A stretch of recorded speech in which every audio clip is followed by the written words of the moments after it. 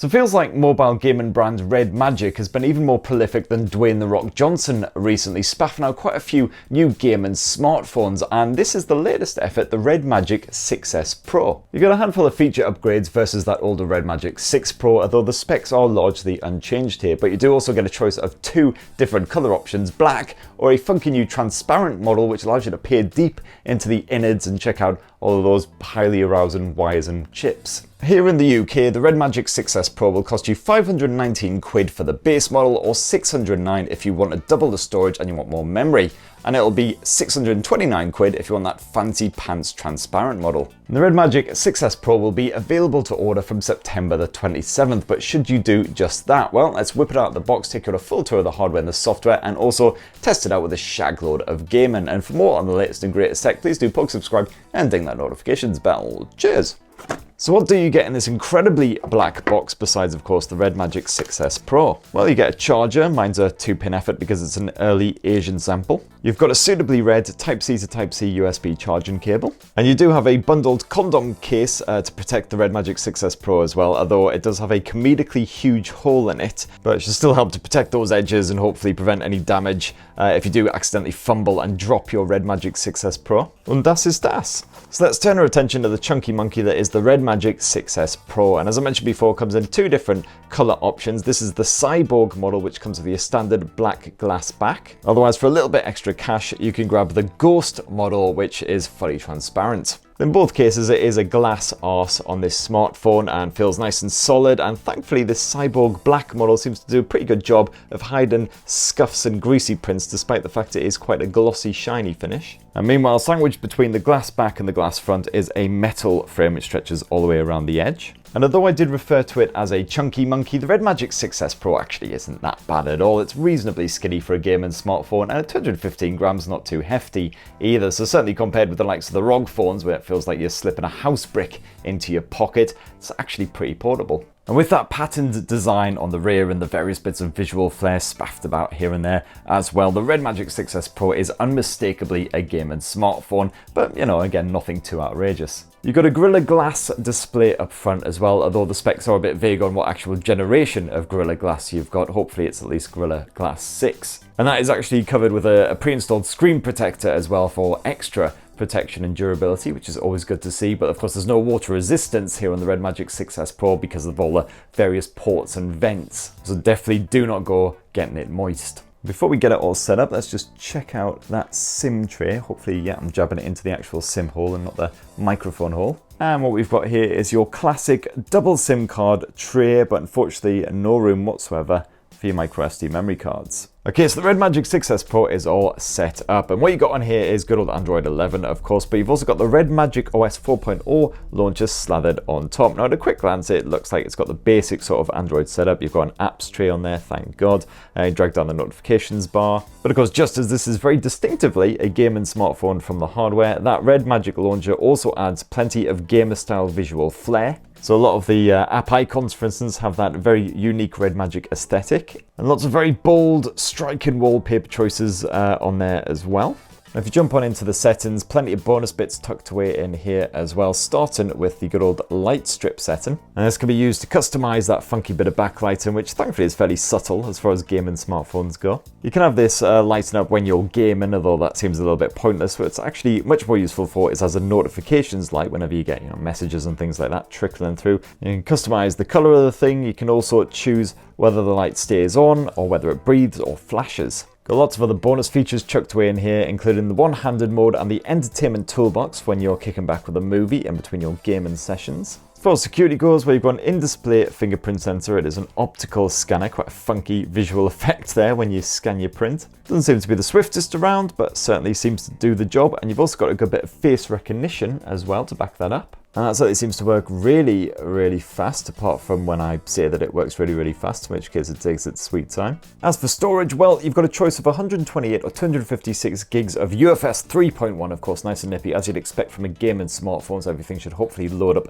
nice and quick. This is the 128 gig model right here. And as I mentioned before, no support for microSD memory cards in order to expand. So I do like the Red Magic UI in general, as I say, not too different from stock Android, just with a bit of extra visual flair. But of course, one of the major additions is the fact that you've got the game space. And the game space basically acts as a sort of one-stop shop for fast access and all of your games that you've got installed, and you can also have a good old play around with all of the settings too. So for one, it can inform you exactly how much of your finite existence you have spent murdering strangers online. Not sure if that's necessarily a good thing. You can change up the theming, you can activate and deactivate various features, and this is where you'll need to come to set up various Red Magic accessories as well, including those coolers. But enough ramble, let's actually get gaming, and of course let's start with a good bit of Genshin Impact.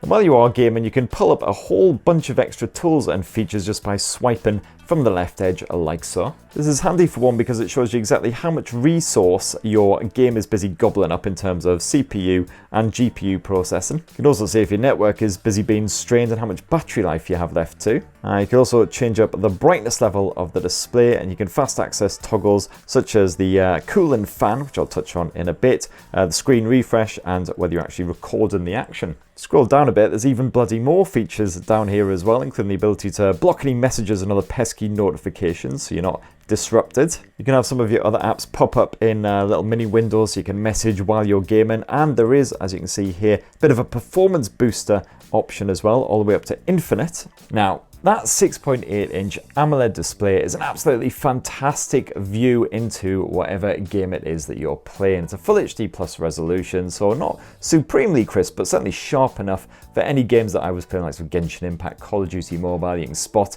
any creatures lurking in the distance, any sniping little twats hiding in the shadows. It's a 20:9 aspect ratio, and as you can see there, the selfie camera is thankfully separate from the display as well. There's no annoying notches or little orifices getting in the way of the action, so you've got a full view of everything that's going on. At 700 nits, there's a slight brightness boost over the older Red Magic 6 Pro, so it certainly seems absolutely fine for playing outdoors. Obviously, if you're in direct sunlight and you're playing quite a gloomy, quite a dark game, then you're going to be struggling to see what is going on, but everything else is fine. Because it's an AMOLED display, you've got really nice poppy, punchy colours as well, so perfect for those brightly animated games like Genshin Impact. That crazy red hair really stands out. And that screen maxes out at 165Hz as well, so full support for all your fast refresh games, your Vainglories, your Shadowgun Legends, all that shenanigans. Now, gaming on the Red Magic 6S Pro's mighty 6.8-inch display isn't just brilliant because it's big and bold and bright and not fettered with any annoying notches,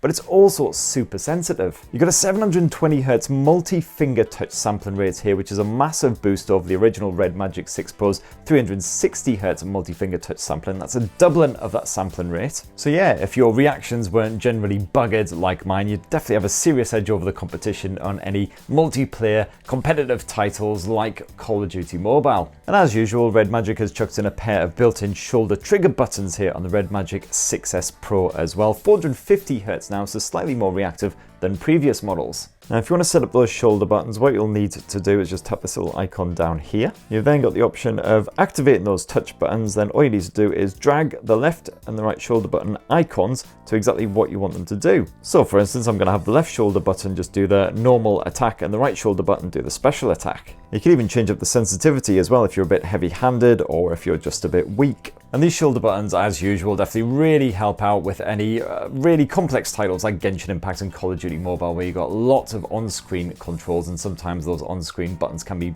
very small and fiddly to use in the heat of battle. So yeah, definitely a great advantage. As far as the speakers go, well, it is a stereo speaker setup, but sadly you don't have two front-firing speakers like you do on the likes of the ROG phones. That bottom speaker is actually mounted on the bottom edge, so it is a little bit easier to muffle depending on how you're actually clutching the smartphone. And of course, that top speaker can't match the bottom speaker, so it is slightly off-balance audio. That said, the speakers can pump out some serious frickin' volume. If you bump it all the way up, you'll be deafened in seconds, so definitely powerful, a little bit distorted, of course, on the top audio settings. But the good news is that you do, of course, have a headphone jack here on the Red Magic 6S Pro, so you get plugged in. Really enjoy that sort of stereo surround sound effect when you're gaming. But of course, there's no point in having a feature-packed gaming smartphone if the performance isn't up to snuff. Thankfully, that's not an issue here on the Red Magic 6S Pro, which packs in the fresh new Qualcomm Snapdragon 888 Plus chipset, backed by either 12 or 16 gigs of DDR5 RAM. This is the base 12GB model right here that I was testing out, and that handled absolutely everything I chucked today, including like the Call of Duty Mobile and Genshin Impact. It even boosted up to the highest possible detail settings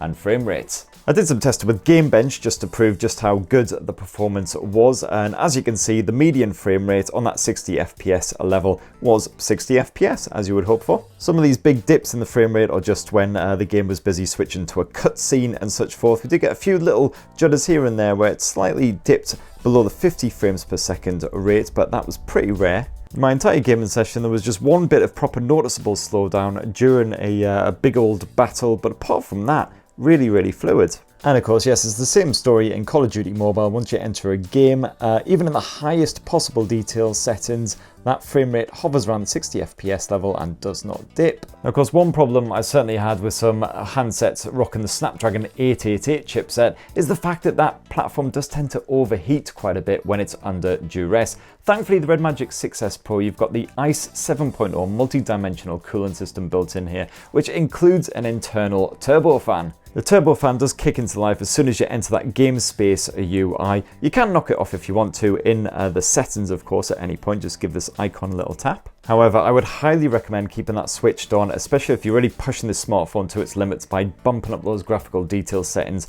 to the maximum levels, because I've certainly noticed when gaming on Genshin Impact that the back end of the Red Magic 6S Pro, especially around that sort of camera chassis area, did start to get rather toasty. Not to the point where my fingertips were being singed or anything, but certainly to, a slightly troublesome degree. And that was even with the fan active as well, so if you can stump up a bit of extra cash for one of those big old fan accessories, then that's highly recommended too. Especially if you want to be gaming like all afternoon on this thing, and definitely if you want to be plugging it in to keep it powered up while you are gaming, although thankfully there is an option so you don't have the battery charging at the same time. That helps to prevent overheating as well. As for the battery, well, it's a 5050 milliamp cell crammed inside of the Red Magic 6S Pro, same as basically the original Red Magic 6 Pro. I did find that in Genshin Impact, that battery life plummeted at around the rate of 40% per hour. That is, of course, with the highest detail settings on and that cooling fan active. Games like Call of Duty Mobile, thankfully, it was much less of a strain. There was around 15